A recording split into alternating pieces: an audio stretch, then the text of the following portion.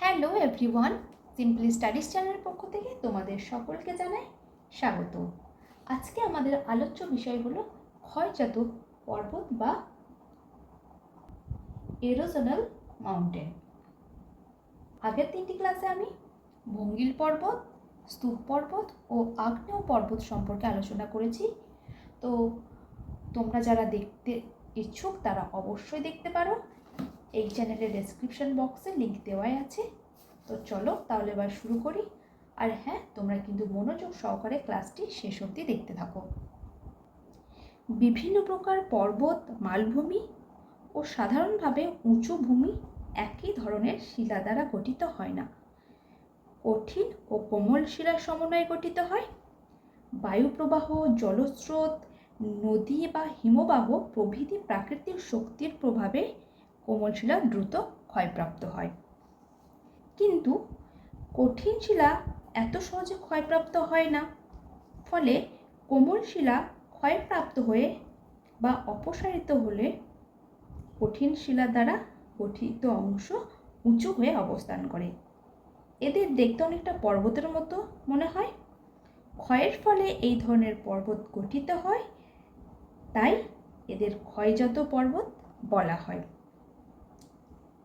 এই ধরনের পর্বত শিলার অবশিষ্ট নিয়ে গঠিত হয় বলে এদের অবশিষ্ট পর্বত বলা হয়।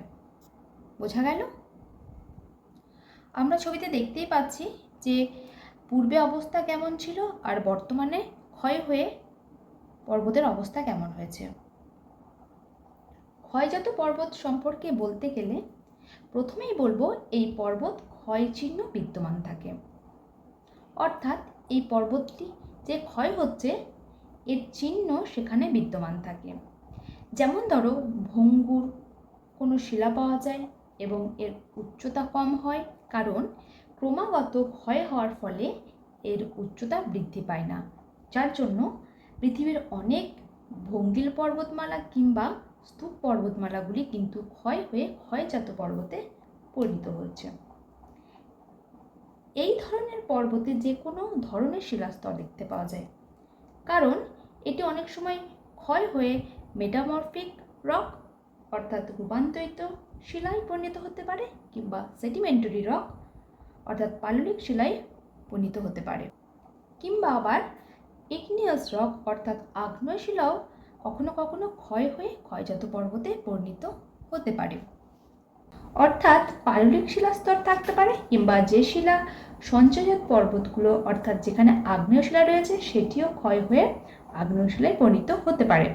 অর্থাৎ যে কোনো ধরনের শিলা সেখানে দেখতে পাওয়া যায় এবং যে কোনো আকৃতিরও হতে পারে, কারণ ক্ষয় হওয়ার সময় যে বায়ু প্রবাহটি সেটি তো আর আকৃতি বিবেচনা করে বা আকৃতির রূপ দেখে করে না, তাই যে কোনো ধরনের আকৃতি আমরা এখানে দেখতে পাই,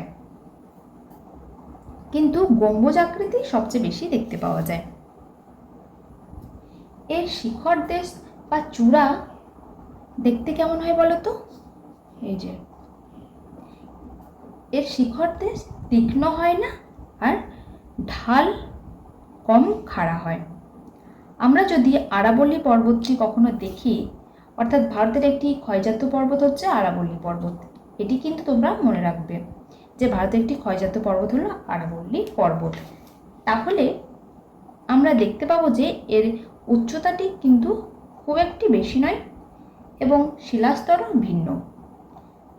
বিজ্ঞানীরা দেখেছেন যে এই পর্বতের শিলাস্তরটিতে রয়েছে সেখানে ভিন্নতা পাওয়া গেছে।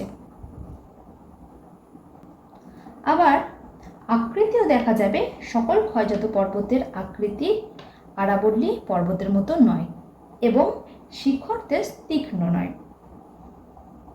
যেটা আমি একটু আগেই বললাম। গম্বুজ পর্বতের ক্ষেত্রে যেমন কি হয়, ঢালটি কম খাড়া হয়, আবার হিমালয় পর্বতের ক্ষেত্রে কিন্তু এর বিপরীত হয়, অর্থাৎ অধিক ঢালযুক্ত হয়, তাই এই পর্বতের ঢাল কম খাড়া বিশিষ্ট হয়। এরূপ পর্বতের উপরিভাগ খুব উঁচু নিচু বা অসমতল হয় না, প্রায় সমতলই থাকে। এই ক্ষয়জাত পর্বতের উদাহরণ হিসেবে আমরা বলতে পারি আমেরিকা যুক্তরাষ্ট্রের আপালেচিয়ান, ইউরোপের সিয়েরা নেভেদা, ভারতের আরাবল্লী, পরেশনাথ পাহাড়, শুশুনিয়া পাহাড়, রাজমহল পাহাড়, পশ্চিমঘাট পর্বত, পূর্বঘাট পর্বত প্রভৃতি ক্ষয়জাত পর্বতের প্রকৃষ্ট উদাহরণ। আবার ছোটনাগপুর মালভূমিতেও বহু ক্ষয়জাত পাহাড় দেখা যায়। কারণ ক্রমাগত ক্ষয় হতে থাকে বলে এক এক সময় ভঙ্গিল পর্বত, স্তূপ পর্বত কিংবা আগ্নেয় পর্বত ক্ষয়জাত পর্বতগুলিতে এগুলি ক্রমাগত ক্ষয়ের ফলে ক্ষয়জাত পর্বতে পরিণত হচ্ছে। এবার তোমাদের মাথায় একটা প্রশ্ন আসতে পারে যে এই পর্বতগুলির ঢাল খাড়া হয় না কেন? কারণ ক্রমাগত ক্ষয়ের ফলে একসময় যদি ঢাল খাড়াও থাকে তাহলে সেটা ক্ষয়ের ফলে একসময় ঢালু প্রকৃতির হয়ে যায়। তাহলে আজকের ক্লাসে আমরা আলোচনা করলাম ক্ষয়জাত পর্বত সম্পর্কে। ক্ষয়জাত পর্বত কাকে বলে, ক্ষয়জাত পর্বতের উদাহরণ এবং ক্ষয়জাত পর্বতের বৈশিষ্ট্যগুলো কী কী বা কী কী ধরনের হয় বা কী রকম হয় এই সম্পর্কে আমরা আজকে আলোচনা করলাম।